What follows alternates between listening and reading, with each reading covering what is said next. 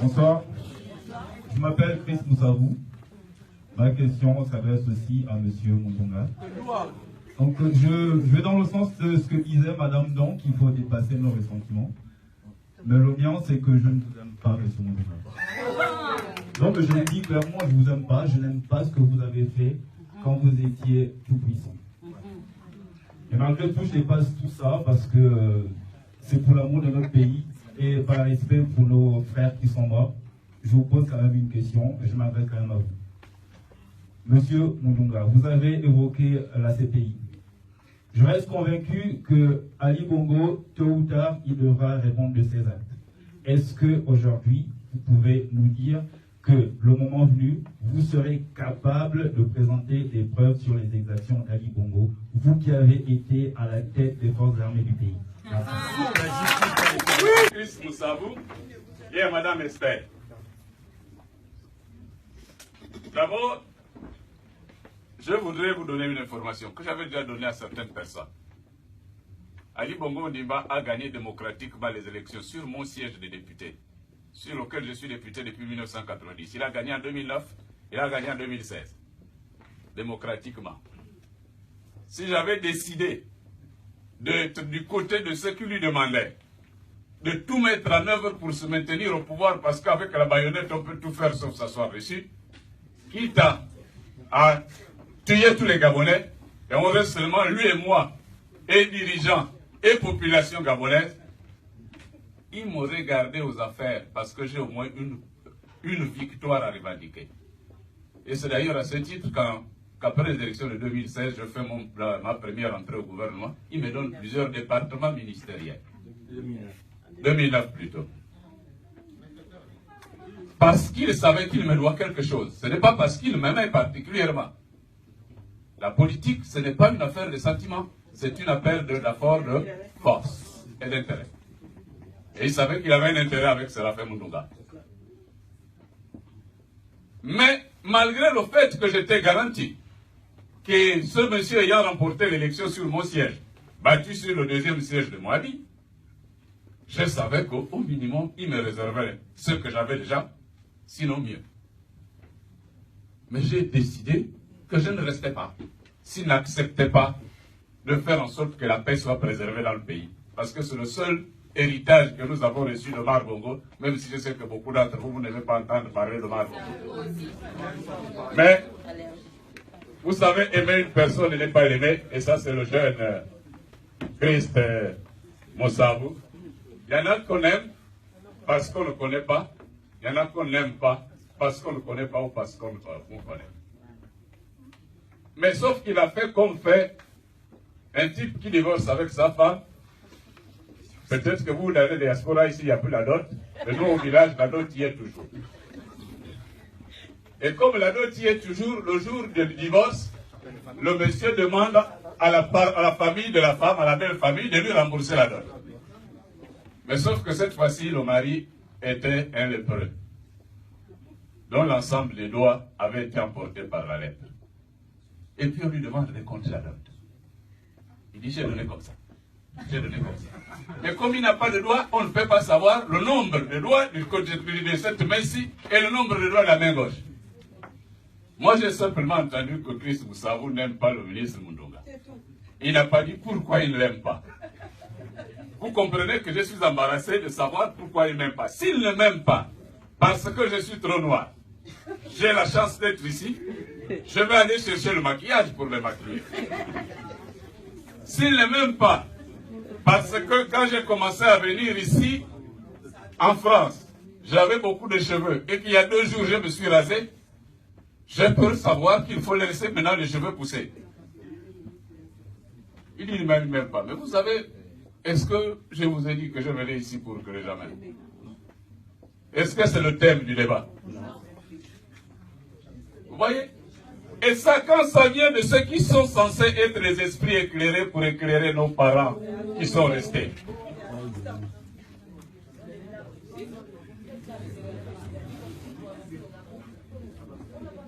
Voilà la seule chose que je peux dire à Chris Moussabou, maintenant, est-ce que lorsque je dois... Il aurait pu se limiter à poser la question, quand il va aller à la CPI, est-ce que M. Mundunga vous portez fort de dévoiler un ensemble d'informations que vous avez? C'est ça la question qu'il aurait pu poser. Et c'est tout ça.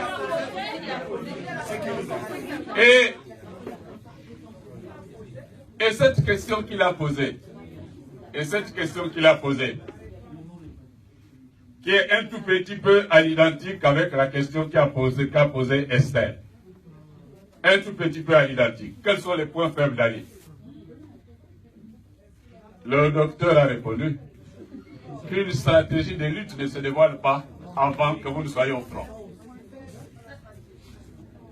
Avant que vous ne soyez au front, parce que ne croyez pas que M. Ali dort, que les limiers qui l'ont poussé par le fondamentalisme politique à sombrer dans le génocide, ils s'organisent pour essayer d'imaginer d'autres stratégies. Vous avez déjà vu un pouvoir en exercice qui organise un génocide et qui est le premier à aller porter plainte à la CPI. Mais et pourtant, le Gabon l'a fait. J'ai eu la chance d'avoir démissionné avant parce que ça devrait être moi pour signer cette lettre. De la même façon qu'on m'a demandé d'aller à la télévision, aller dire qu'il y a un acteur ivoirien et j'ai saisi le procureur de la République pour ouvrir une enquête judiciaire. Vous pourrez être sûr que si j'étais renoncé au gouvernement, j'aurais signé. Vous mentir, c'est du mensonge. Parce qu'un ministre, ou il s'exécute, ou il se demet.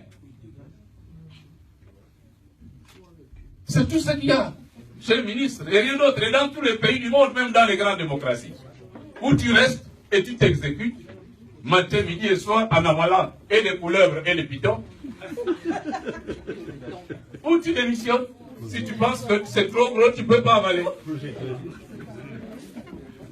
Donc, ce que je peux vous dire, chère sœur Esther et cher frère Chris Moussabou, c'est que l'ONG Unité a déjà saisi un avocat à Paris, qui a l'habitude de la pratique de la CPI. Et les avocats, ce n'est pas ce qui ont manqué, parce que depuis que j'ai fait les déclarations que j'ai eu à faire quand je suis arrivé en France, les avocats sont arrivés très nombreux pour se proposer. J'ai décidé de choisir celui qui est le plus expérimenté. Et les actions judiciaires que nous menons, de façon parallèle, les unes menées par l'avocat de M. Jean-Ping, maître Alti, dont je peux parler parce que lui-même est déjà passé dans les médias. Le mien, je n'en parle pas encore parce qu'il faut que ce soit lui-même qui ait la primeur d'annoncer que je l'ai constitué avocat. Constitué avocat en tant qu'ONG de défense des valeurs démocratiques et pour lequel j'ai déjà réuni une multitude d'éléments de preuve, soit obtenus directement dans le cadre de l'exercice de mes fonctions précédentes, soit obtenus par le biais de personnes qui ont été victimes.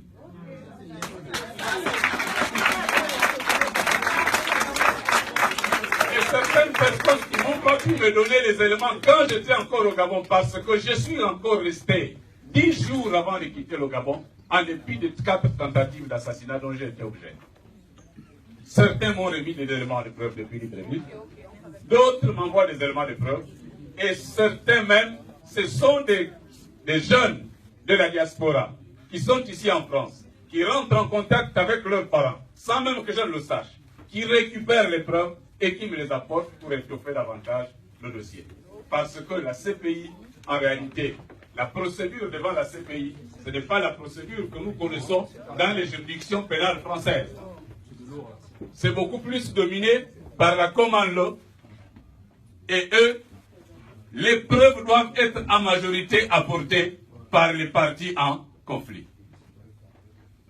Et c'est pour cela que ce n'est pas un dossier avec lequel nous devrions avoir à traiter de façon légère.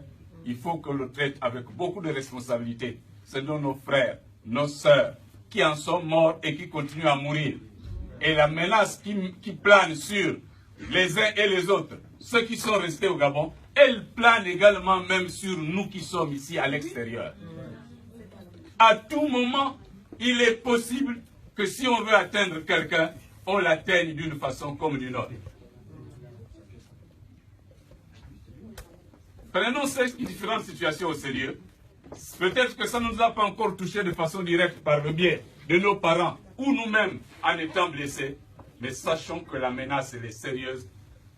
Les Gabonais ont ce qu'ils ont le plus cher, la vie, totalement hypothéquée, en jeu, menacée. Et ça étant simplement suffisamment conséquent et sérieux, nous-mêmes, les uns vis-à-vis des autres, que nous pourrions sortir de ce bourbier. Maintenant, le moment venu, vous découvrirez quelle va être cette contribution. Et c'est pour cela d'ailleurs qu'on me redoute. Et c'est pour cela qu'on a tout fait pour essayer de m'assassiner. Et je savais qu'ils vont le tenter. Et ils savent que j'ai même certains dossiers strictement privés.